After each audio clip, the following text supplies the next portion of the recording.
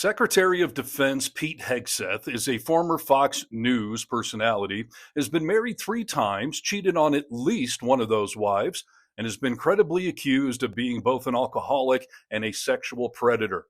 And oh yeah, he's a total a-hole, which was on full display today as he testified in front of the Armed Services Committee. Now, not only do I have some explosive video to play for you from it, but spoiler alert, all these clips are going to feature strong-willed Democrats that just so happen to be women. And I love the irony of a man who has hurt and demeaned women getting called out by a panel of true blue girl power. One of them even questions his manhood. True story. So grab your popcorn, hit subscribe to Really American Media, and get ready to watch a grown man squirm. Let's start off with one of my favorite up-and-coming superstars in the world of Democrats, Senator Elissa Slotkin from Michigan, go blue, as she shows no mercy and does in fact call out his manhood not once, but twice, right to his makeup-filled face. Do they have the ability, the uniformed military, to arrest and detain protesters currently today? It's a yes or no thing. Authority. It's sort of amusing the extent to which the speculation is out there. These troops are given very clear orders. Then what is the order? Then list it out for us. Be a man, list it out. Did you authorize them to detain or arrest? That is a fundamental issue of democracy. I'm not trying to be a snot here. I'm just trying to get the actual, did you authorize them to do that? All of these orders and what they're sent there to do are public. They're there to say it. So say it. Yes or no? I'd like to. Please, yes or no? As I've said time and time again through interruption, they're there to protect law enforcement. Do they have ICE the ability to arrest? who are trying to do their job, deporting illegals who were allowed in by the previous administration. So they cannot arrest and detain citizens of the United States, the uniformed military. As we've stated, if necessary, in their own self-defense, they could temporarily detain and hand over to ICE. Be a man, she says, and you can see the disdain on Pete's face.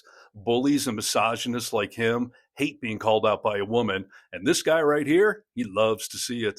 So, what else do you have, esteemed senator from Michigan? Go blue. Have you given the order to be able to shoot at unarmed protesters in any way? I'm just asking the question. Don't laugh. Like the whole country. And by the way, my colleagues across the aisle. What is that based on? What evidence would you have that an order like that has ever been given? Giving that order to your predecessor, to a Republican Secretary of Defense, who I give a lot of credit to because he didn't accept the order. He had more guts and balls than you because he said, I'm not going to send in the uniformed military to do something that I know in my gut isn't right. He was asked to shoot at their legs. He wrote that in his book. That's not hearsay. So your poo-pooing of this, it just shows you don't understand who we are as a country, who we are. And all of my colleagues across the aisle, especially the ones that served, should want an apolitical military and not want citizens to be scared of their own military. I love the military. I served alongside my whole life, so I'm worried about you tainting it. Have you given the order? Have you given the order that they can use lethal force against honor? I want the answer to be no. Please tell me it's no. Have you given the order? Senator, I'd be careful what you read in books and believing it, except for the Bible. Oh, my God. Oh, my God, indeed. And again, she said his Republican predecessor had more guts and balls than him. I love it. Can we elect her president now? Do we have to wait for another election? All right, but anyway, let's move on to some more Pete getting manhandled, or in this case, woman-handled, with Senator Jackie Rosen from Nevada. Was there specific justification for General Hawk's dismissal? Ma'am, we all serve at the pleasure of the president, and the president deserves the type of commanders and advisors that he thinks will best equip him to accomplish the mission. Did you discuss General Hawk's dismissal with Laura Loomer prior to his removal? I don't discuss who I talk about anything with, but ultimately this is my decision, and he serves at the pleasure of the president, and that's why he's no longer there. So do you believe it's appropriate for any social media personality to influence personnel decisions in your department, yes or no?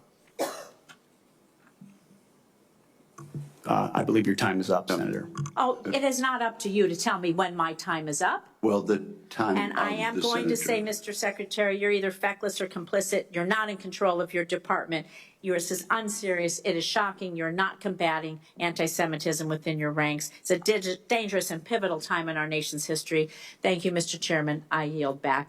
And I don't appreciate the smirk, sir. You are the Secretary of Defense.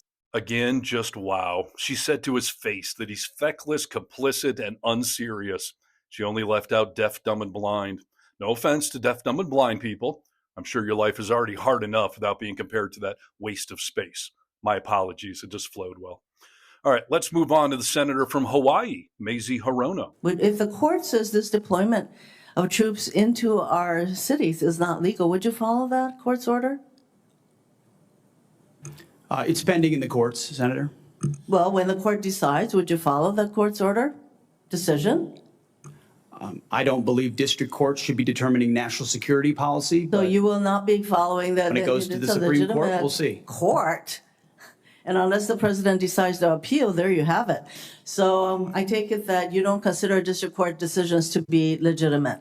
This is really exhausting. Now, we already know that the Trump administration has zero respect for district courts, even though the judiciary is a co-equal branch of government.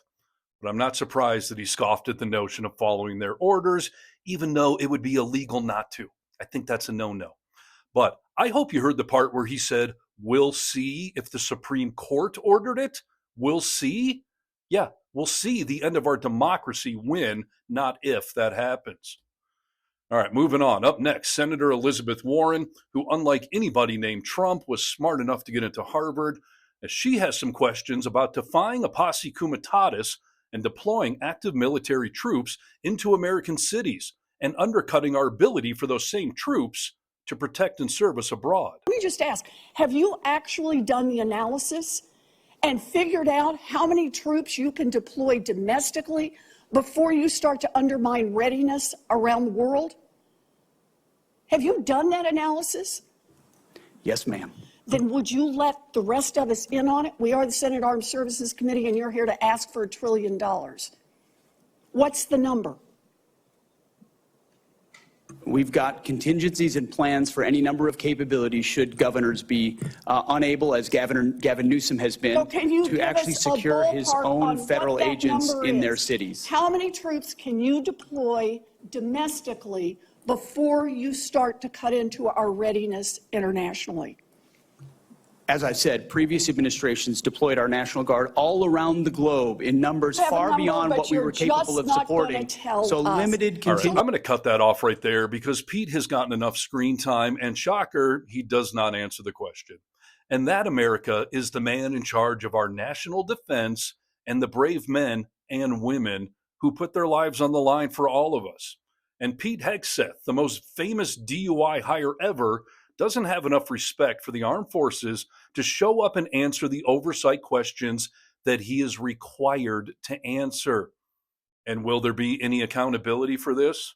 Well, there can be, but only if you and I vote in the midterm elections next year and take control of one or both houses and turn Donald Trump into Donald Duck, as in a lame duck president that cannot get anything done. We can do this. But in the meantime, stay informed, stay angry, and get vocal. I'm Steve Harness from the Vocal Minority with Nick and Steve podcast, available everywhere. We're doing it right here for Really American Media.